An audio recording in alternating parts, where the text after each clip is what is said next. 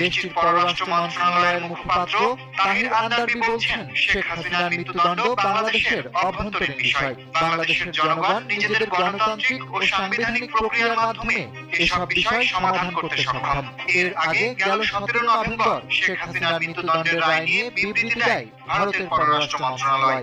সেখানে বলা হয়, শেখ হাসিনাকে নিয়ে বাংলাদেশের আন্তর্জাতিক অপরাধ ট্রাইব্যুনালের ঘোষিত রায়ের বিষয়ে ভারত অবগত আছে।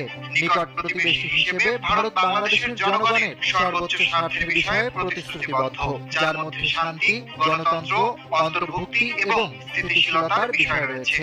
সেদিক বিবেচনায় ভারত সব অংশীদারের সঙ্গে সর্বদা গঠনমূলকভাবে সম্পৃক্ত হবে। দেখলাম পাকিস্তান বলল এটা বাংলাদেশের অভ্যন্তরীণ ব্যাপার, এরা তারাই দেখবে। আর ভারত কি বলল, তারা এর ভিতর সম্পৃক্ত হবে।